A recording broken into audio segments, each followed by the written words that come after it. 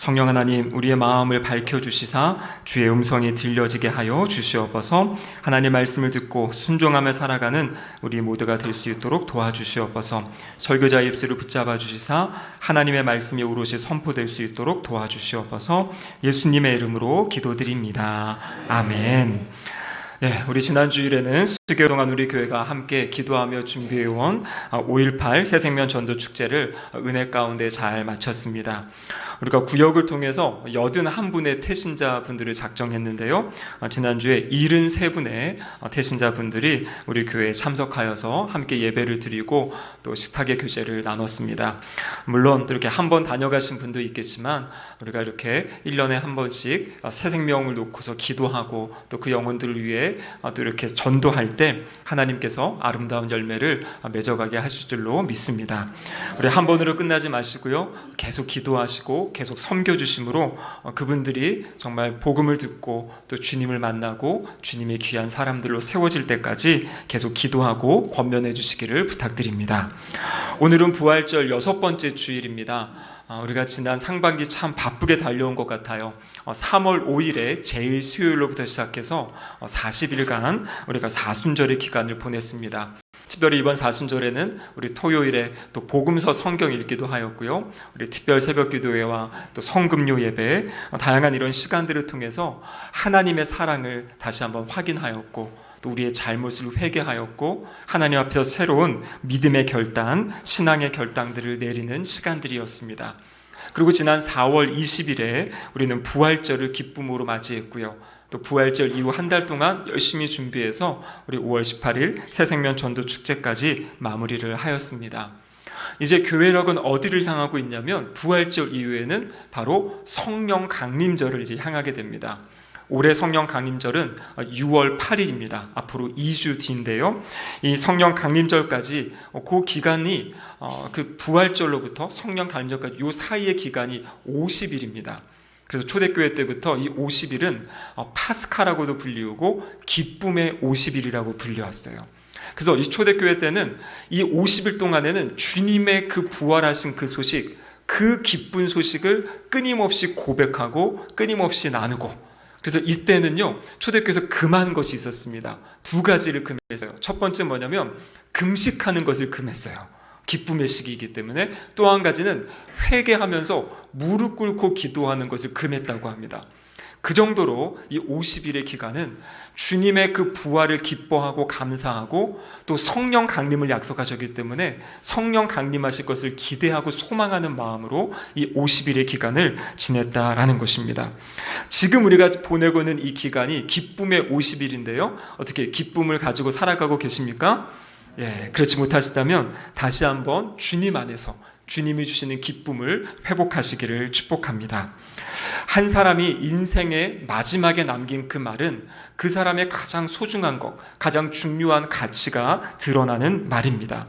또 그가 어떠한 삶을 살았는지를 그 말을 통해서 우리는 알 수가 있습니다.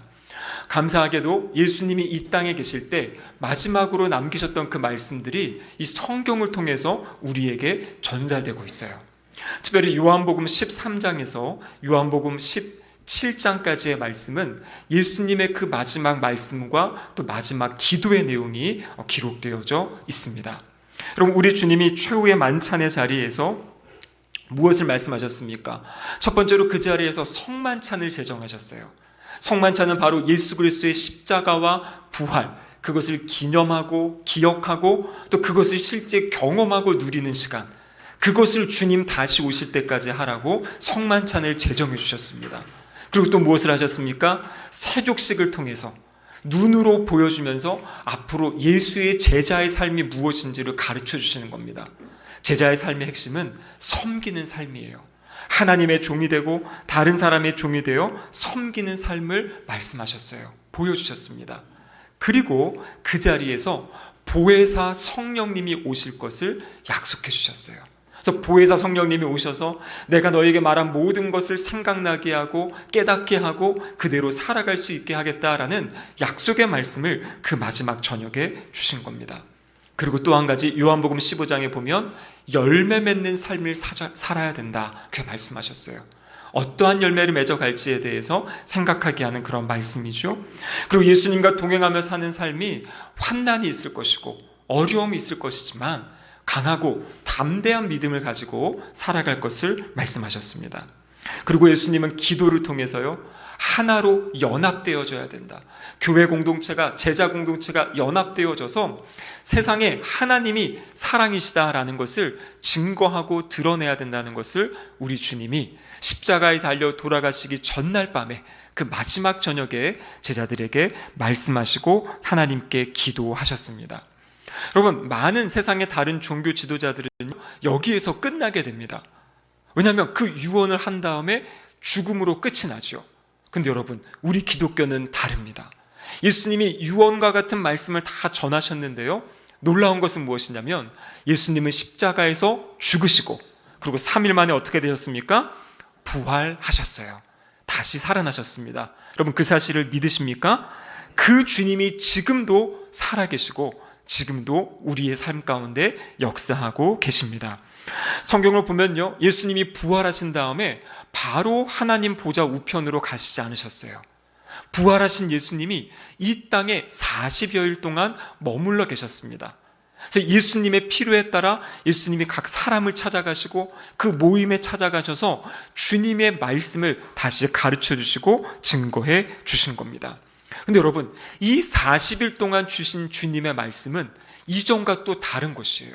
왜냐하면 예수님이 십자가에 달려 돌아가시기 전에 제자들은 예수님이 내가 고난받을 거다, 내가 십자가에 죽을 거다, 그리고 내가 다시 살아날 거다 이미 말씀하셨지만 실제 십자가의 그 여정, 그리고 예수님 부활하신 장면을 보면 제자들은 그것을 잘 이해하지 못했고 믿지 못했던 모습을 보여주고 있습니다. 그런데 지금 부활하신 예수님이 다시 이제 제자들을 찾아가셔가지고요, 다시 그들에게 말씀을 가르치세요. 그들이 행해야 될 일이 무엇인지를 이야기하십니다. 이 말씀을 받는 제자들은요, 이전과는 다른 제자들이에요. 왜냐하면 자신이 따르고 섬겼던 주님이 죽으셨는데, 분명히 십자가에서 죽으시고 무덤에 안치되셨는데 그분이 다시 살아나셔서 자신들을 찾아오시고 말씀하신 거예요. 그러니까 이전의 제자들의 모습과 이 말씀을 받을 때의 제자들의 모습은 완전히 달라진 그러한 상황입니다. 그래서 이때 예수님께서는 제자들에게 정말 이제 이들이 감당해야 될, 이들이 앞으로 해야 될 일에 대해서 말씀해 주시는 장면이 복음서 마지막 부분에 기록되어져 있습니다. 이 내용을 사도행전 1장 3절에 보면 이렇게 기록하고 있어요. 같이 한번 읽어보겠습니다. 그가 고난받으신 후에 또한 제자들에게 확실한 많은 증거로 친히 살아계심을 나타내사 40일 동안 그들에게 보이시며 하나님 나라의 일을 말씀하시니라. 아멘. 여기 보면 40일 동안 계시면서요, 그들에게 보이시고 하나님 나라의 일들을 말씀하십니다. 뿐만 아니라 제자들의 마음을 다시 일으켜주시고 세워주시고요, 그들에게 그들이 감당해야 될 사명을 부여하십니다. 여러분, 한 달 전에 우리가 부활주일 예배를 드렸는데요, 혹시 그때 설교 제목을 기억하십니까? 제가 어제 다시 유튜브를 봤더니 제 설교가 한 7분 정도 되는 아주 짧은 설교였습니다. 여러분, 그때 설교 제목이 뭐냐면 와서 보라 그리고 가라라는 그러한 제목이었습니다. 이것은 어떤 말씀이냐면 예수님이 무덤에 계실 때 막달라 마리아와 다른 마리아가 예수님의 그 장례를 위해서 무덤을 찾아가요. 그때 천사가 나타나서 그 마리아에게 한 이야기가 와서 보라 그리고 가라입니다. 무엇을 보라는 겁니까? 무덤 안으로 들어와서 예수님의 시신이 없는 그 빈 무덤을 보라는 것이에요. 그리고 가라, 그것을 보고 가서 사람들에게 빈 무덤, 예수님의 부활의 소식을 전해라, 그러한 말씀을 듣게 되는 겁니다. 실제 막달라 마리아가 그 소식을 듣고 이제 막 달려갑니다. 달려가다가 부활하신 예수님이 막달라 마리아에게 찾아오세요. 그러면서 마리아에게 뭘 이야기하시냐면 갈릴리에 가서 갈릴리로 제자들을 불러라, 갈릴리에서 다시 만나자, 이러한 이야기를 막달라 마리아에게 예수님이 하십니다. 그러니까 예수님께서 갈릴리로 제자들을 초청하시는 거예요. 여러분, 갈릴리가 어떤 곳인지 알고 계시지요? 지금 예수님께서 고난당하시고 십자가에 달려 돌아가신 그곳은 바로 예루살렘입니다. 예루살렘 성전이 있었고요. 이곳에 제사장들이 있고 사두개인들, 말씀을 가르치는 율법교사들이 몰려 있는 곳이에요. 그래서 이 당시에 예루살렘이 가장 이스라엘의 중심이 되는 부분이 바로 예루살렘입니다. 이에 비하면 갈릴리는 이스라엘 저 북쪽에 있는 변두리 지역이었어요. 여기는 이방 민족과 접촉하고 있기 때문에 전쟁도 자주 일어났고요. 국제 결혼도 막 일어나고, 그래서 사마리아처럼 이 지역도 약간 무시받는 지역이 갈릴리 지역이었습니다. 근데 놀라운 것은 무엇이냐면 예수님의 12명의 제자 가운데 11명의 제자가 바로 이 북쪽 갈릴리 출신이라는 것이에요.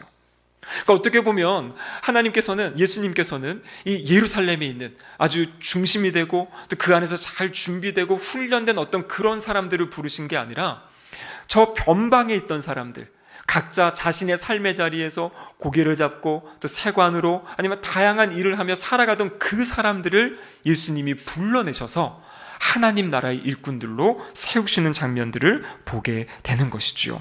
그래서 그 갈릴리는 어떤 곳이냐면 예수님께서 예수님의 제자들을 불러내셨던 곳이 바로 갈릴리입니다.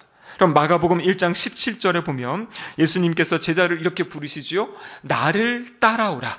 내가 너희로 사람을 낚는 어부가 되게 하리라. 지금 이 말씀을 듣는 대상이 누구였냐면 우리가 잘 아는 베드로와 안드레예요. 베드로와 안드레가 물고기를 잡고 있었습니다. 물고기를 잡고 있던 그들을 향해서 나를 따라오면 이제 내가 너희를 사람을 낚는 업으로 세우겠다, 이 말씀을 하신 겁니다. 그래서 예수님께서 바로 이들의 삶의 한 차원을 높이시는 거죠. 자신들의 생계, 자신들의 삶의 일만 하고 있던 사람들에게 이제 하나님 나라의 일을 하는 사람들로 세워주시겠다고 말씀하신 거예요. 근데 여러분, 이렇게 예수님이 다니시면서 예수님의 12명의 제자들을 부르시는 장면이 성경에 나오거든요. 근데 이 모습은 이 초대교회 이 당시 시대의 문화와는 맞지 않는 그런 사건이었다고 합니다. 이때에도 유명한 스승들이 있었고요. 그 스승의 제자들이 있었어요.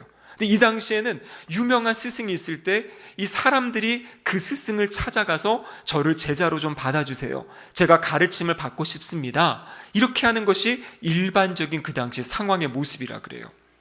어느 스승도 제자들을 찾아가서 불러내지 않는다고 합니다. 근데 예수님께서는요, 이 12명, 한 명 한 명 찾아가셔가지고 그들을 불러내셨어요. 그러면 이것은 무엇을 이야기하는 겁니까? 여기 있는 우리 모두는 예수 그리스도의 제자로 부름받은 사람들이에요. 그럼 모든 성도는 다 예수님의 제자로 부름을 받은 겁니다. 근데 우리가 내가 예수님 제자 될게요 라고 해서 이곳에 모인 것이 아니라 우리 주님이 여기 있는 한 분 한 분을 부르셔서 지금 이 자리 예수님의 제자로 살아가고 있는 것을 믿으시기를 바랍니다.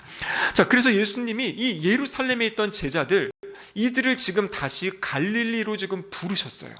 그래서 우리 복음서의 사복음서의 마지막 부분에 보면 이 갈릴리에서 예수님이 제자들과 만나서 이야기하신 말씀들, 행하신 일들이 기록되어져 있습니다. 그래서 지금 제자들이 예수님 말씀에 순종해서 갈릴리로 갑니다. 그곳에도 두 가지 사건이 있는데 그 두 가지의 사건은 동일한 메시지를 담고 있습니다. 첫 번째로 요한복음 21장에 보면요, 예수님께서 갈릴리의 사람들을 모으셨을 때 이 7명의 제자들이 그 갈릴리 호수 주변에 모여 있었어요. 그때 베드로가 이야기합니다. 우리 물고기를 잡으러 가자. 그래서 제자들이 따라가가지고요, 물고기를 잡게 돼요. 성경에 보면요, 밤이 새도록 물고기를 잡았는데 한 마리도 잡지 못하고 허탈한 심정으로 그들이 있었습니다. 근데 그때 한 사람이 등장합니다. 그 사람이 이야기하는 거예요. 오른쪽으로 그물을 던져봐라. 그랬더니 어떻게 됩니까? 그때 엄청나게 많은 물고기, 그래서 성경에는 그 물고기 숫자까지 셌죠. 그래서 153마리다 153마리의 물고기를 잡았다 기록하고 있는데요. 근데 여러분 잘 생각해 보십시오. 베드로가 처음 주님께 부름을 받았을 때 그때도 밤새도록 물고기를 잡았는데요, 아무것도 잡지 못했어요. 잡지 못하고 그 그물을 손질하고 있을 때 예수님이 그들에게 찾아오셔가지고요, 그 배 위에서 말씀을 전하셨고, 그 다음에 그들에게 깊은 곳으로 가서 그물을 던져라 이렇게 말씀하셨어요. 그 말씀에 순종했을 때 엄청나게 많은 물고기를 잡았던 경험이 있죠. 그 경험이 3년 전에 있었던 일이에요. 근데 지금 다시 예수님이 이들을 갈릴리로 부르셔가지고 지금 동일한 역사, 동일한 사건을 반복적으로 일으키신 겁니다. 근데 예수님은요, 이들에게 물고기를 잡게 하신 것뿐만 아니라 그 갈릴리 해변에 예수님이 친히 숯불을 지피시고 그 위에 생선을 구우시고 떡을 준비하셨어요. 그래서 제자들에게 이야기하는 거죠. 이리 와서 아침을 같이 먹자. 이 조반을 같이 하는. 그래서 예수님이 이들에게 은혜의 식탁을 베풀어 주셨어요. 여러분, 예수님의 12제자가 어떤 제자들입니까? 예수님 십자가에 달리실 때, 잡히실 때 다 도망쳤잖아요. 그래도 사도 요한은 십자가 아래 머물긴 했지만 다 도망쳤던 이 제자들이에요. 얼마나 예수님 앞에 부끄러운 마음, 죄송한 마음, 그런 마음들이 있었겠습니까? 근데 예수님이 이들을 찾아오셔서 하신 것은 이들에게 아침 식사를 제공해 주세요. 그러면서 그것을 함께 드시고 이야기를 나누는 겁니다. 여러분, 아마 이때 무슨 이야기 했겠습니까? 제 생각엔 그래요. 제자들이 자신들의 잘못을 예수님께 이야기하지 않았을까 싶습니다. 그리고 예수님으로부터 부름받았던 그 이야기들, 또 함께 사역했던 이야기들, 아마 예수님께 궁금했던 많은 것들을 또 이야기하고 나눴을 것 같아요. 근데 여러분, 이 식사가 마쳐질 쯤에 예수님께서 베드로에게 1대1로 물으십니다. 그 물음이 무엇입니까? 요한의 아들 시몬아, 내가 나를 사랑하느냐? 내가 나를 사랑하느냐? 내가 나를 사랑하느냐? 몇 번 물으셨습니까? 3번을 물으셨어요. 베드로가 예수님을 몇 번 부인했습니까? 3번 부인했죠. 그 3번 부인했던 그 베드로에게 예수님이 3번을 물으시면서 그 베드로의 그 마음을 위로하시고 회복시키시는 거예요. 예수님, 제가 예수님을 모른다라고 3번 부인했던 그 입술에서 내가 주님을 사랑합니다. 내가 주님을 사랑합니다. 내가 주님을 사랑합니다. 이렇게 고백을 하게 되는 거죠. 그래서 예수님께서는요, 이 베드로의 잘못을 용서해 주시는 것뿐만 아니라 베드로에게 새로운 사명을 주십니다. 여러분, 처음 예수님께서 베드로 부르실 때 아까 우리가 읽었던 말씀, 사람을 낚는 어부가 되게 하겠다. 이것은 전도자의 사명인 것이에요. 전도자의 사명. 그런데 이제 이 순간 베드로가 주님 사랑합니다 고백할 때 예수님께서 이제는 양육자의 사명을 베드로에게 주시는 겁니다. 그래서 요한복음 21장 17절에 보면 마지막 부분에 이렇게 되어 있죠. 내가 주님을 사랑하는 줄 주님께서 아시나이다. 예수께서 이르시되 내 양을 먹이라. 첫 번째 베드로가 예수님 사랑합니다 고백했을 때 예수님께서 내 어린 양을 먹이라. 두 번째 이야기할 때 내 양을 치라. 그리고 세 번째 다시 내 양을 먹이라 이렇게 말씀하시는 거예요. 그러니까 앞으로의 베드로의 삶은 어떤 삶이냐면 예수님의 사람들을 불러내서 구원해내고 그들을 하나님의 말씀으로 먹이고 양육하고 훈련시켜서 바로 베드로가 예수님의 제자의 삶을 사는 것처럼 그들도 베드로를 통해 예수님의 제자의 삶을 살아가도록 그렇게 예수님이 베드로에게 새로운 사명을 부여해 주시는 장면이에요. 그러면서 요한복음이 이제 마무리가 되는 거죠. 여러분, 이것은 갈릴리 바닷가에서 있었던 사건입니다. 그런데 마태복음 28장을 보면요, 또 이 갈릴리에서 예수님께서 제자들을 부르시고 말씀해 주시는 장면이 있어요. 이 장면은 바닷가가 아니라 갈릴리의 어느 산 위에서 전해집니다.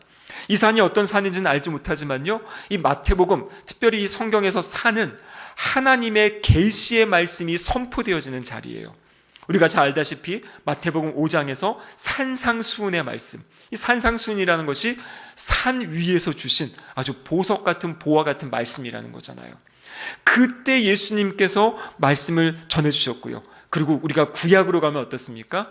신의 산에서 하나님께서 말씀을 주시잖아요. 그래서 이 산 위에서 주신다는 것은 바로 하나님의 계시의 말씀을 주시는 그런 의미입니다. 오늘 우리가 읽은 본문이 바로 이 마태복음 28장의 말씀이죠. 그럼 마태복음 28장 18절에 보면 이렇게 예수님 말씀하십니다. 예수께서 나와 말씀하여 이르시되 하늘과 땅의 모든 권세를 내게 주셨으니. 여러분, 부활하신 예수 그리스도는요, 하나님께서 이제 모든 이름 위에 뛰어난 이름, 모든 이름이 그 발 아래 무릎 꿇게 하셔가지고요, 하늘과 땅의 모든 권세, 이 통치권을 하나님께서 예수님에게 위임하셨습니다. 그래서 이 하늘과 땅의 모든 통치권을 가지신 예수님께서 마지막으로 제자들에게 명령하시는 말씀이 마태복음 28장 19절에서 20절의 말씀입니다. 같이 한번 읽어보겠습니다. 그러므로 너희는 가서 모든 민족을 제자로 삼아 아버지와 아들과 성령의 이름으로 세례를 베풀고 내가 너희에게 분부한 모든 것을 가르쳐 지키게 하라. 아멘. 여러분, 여기 말씀을 잘 보십시오. 너희는 가라라는 말씀이 있고요, 제자를 삼아라 라는 말씀이 있습니다. 세례를 베풀어라, 가르쳐 지키게 하라, 이렇게 되어 있어요. 근데 여러분, 이 중에서 한 가지가 주 동사고 나머지는 그 동사를 꾸며주는 분사입니다. 분사. 무슨 말이냐면 이 여러 가지 가고, 제자 삼고, 세례 베풀고, 가르쳐 지켜라, 이 이야기 중에 핵심되는 하나의 동사가 있다라는 것이에요. 여러분, 어떤 것이겠습니까? 가는 걸까요? 세례 베푸는 걸까요? 가르쳐 지키게 하는 걸까요? 네, 여러분, 이것은 묵상해서 되는 것도 아니고 다수결로 우리가 선택해서 되는 게 아닙니다. 헬라어 성경 원어를 보면 명확하게 나와 있어요. 여기서 핵심은 뭐냐면 제자를 삼으라는 것이에요. 제자 삼아라. 제자 삼기 위해 가는 것이고요, 제자 삼기 위해 세례를 주는 것이고, 제자 삼기 위해 오늘 본문에 보면 가르쳐 지키게 하라, 원어적으로 이야기하면 지킬 때까지 가르쳐라, 이렇게 되어 있는 것이에요. 그래서 예수님께서 마지막으로 제자들에게 말씀하신 이 말씀, 여러분, 그래서 성경학자들은요, 이 마태복음 28장 19절과 20절을 지상대명령이라고 불리우는 구절이에요.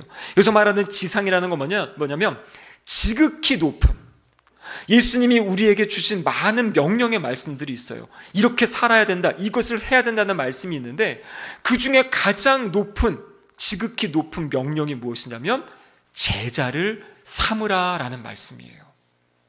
여러분, 이것은 이 12제자, 11제자뿐만 아니라 그 이후에 예수님을 믿는 모든 우리 성도들에게 주시는 우리 주님의 말씀이에요.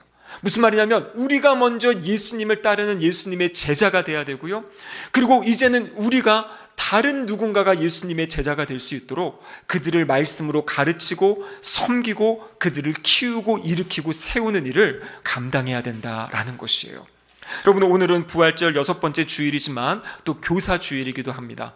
우리 교사 선생님들 정말 보이지 않는 곳에서 참 수고하고 애쓰고 계세요. 요즘에 여러분 아시지요? 요즘 아이들은 이 완전히 다른 세대입니다. 지금 아직 아이들을 키우실 때랑은 정말 다른 생각, 다른 문화를 가진 아이들이에요. 근데 그들에 맞춰서 그들을 양육하고 그들을 가르친다는 건 참 쉽지 않은 일입니다. 근데 여러분, 중요한 것이 있어요. 우리 교사 선생님들의 마음 가운데 품어야 될 핵심은 뭐냐면 내가 교사 사역을 감당함으로 이 아이들을 예수님의 제자로 세우겠다라는 분명한 목적이 있어야 되는 것이에요. 예수님의 제자의 모습은 성경에 수없이 나와 있죠. 앞으로 그것들은 하나하나 배워가야 됩니다. 그래서 성경에 나와 있는 그 기준, 그래서 우리 교회의 비전이 무엇입니까? 예수님처럼 살아가게 하소서. 그러면 이것이 무엇이냐면 예수님의 제자의 삶을 살게 해달라는 것이에요. 그렇게 살아가고 싶다는 거죠.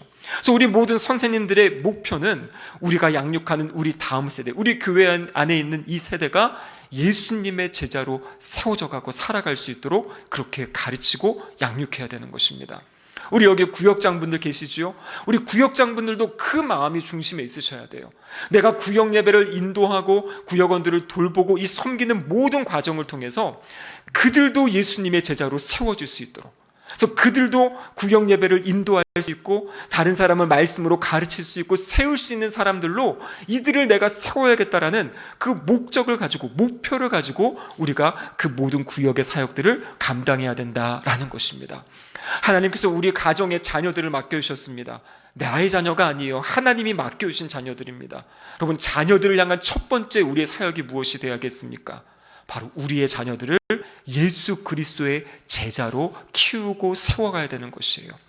이것이 바로 우리 주님이 부활하시고 이제 승천하시기 전에 그 40여일 동안 있는 가운데 제자들에게 주시는 그 말씀인 것이에요. 지금까지 배우고 경험한 모든 것을 가지고 너희들은 열방에 나가서 예수 제자를 삼아라, 이 말씀을 하고 계신 거죠.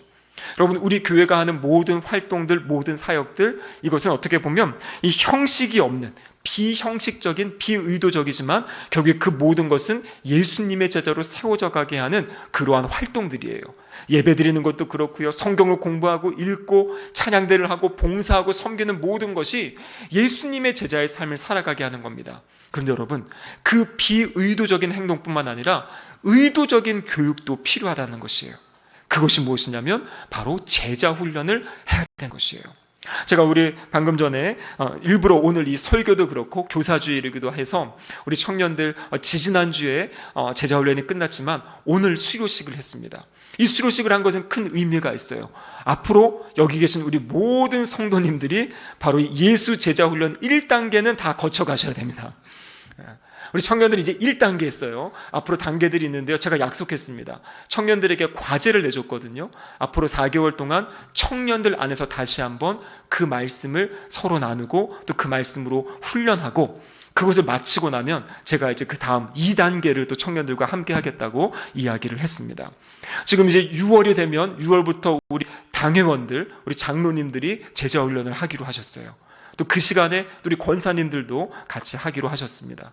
그래서 계속 우리 교회가 이 제자 훈련을 통해서 예수님의 제자의 길이 무엇인지, 개인적으로 하나님과의 교제함, 경건의 훈련을 하고 또 삶을 어떻게 살아야 되는지 말씀 안에 조명하고, 그 마음이 우리 가운데 심겨 있어서 먼저는 내가 예수님의 제자가 되고 또 그것을 가지고 다른 누군가를 예수님의 제자로 키우고 세울 수 있는 그러한 삶이 바로 우리 주님의 지상 명령에 순종하는 삶입니다.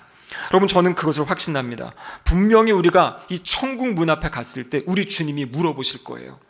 내가 너에게 명령한 지상 대명령이 있는데 너는 그 명령을 어떠한 모습으로 순종하며 살다가 이곳에 왔느냐라고 우리 주님 분명히 물어보실 것입니다. 그래서 우리는 준비해야 돼요.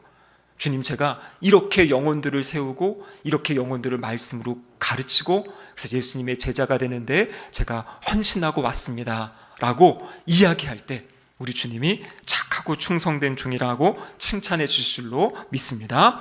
오늘 교사주일인데요, 다시 한번 우리의 방향성, 예수님의 제자가 되고 예수님의 제자를 삼는 그런 우리 신길동교회가 되기를 주님의 이름으로 축복합니다. 아멘. 기도하시겠습니다.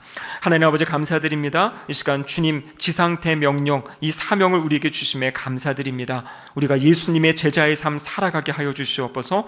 우리의 삶을 통해 다른 사람을 예수님의 제자로 키우고 세우고 일으키는 귀한 양육자의 삶 살아가는 우리 모두가 되게 하여 주시옵소서. 예수님의 이름으로 기도드립니다. 아멘.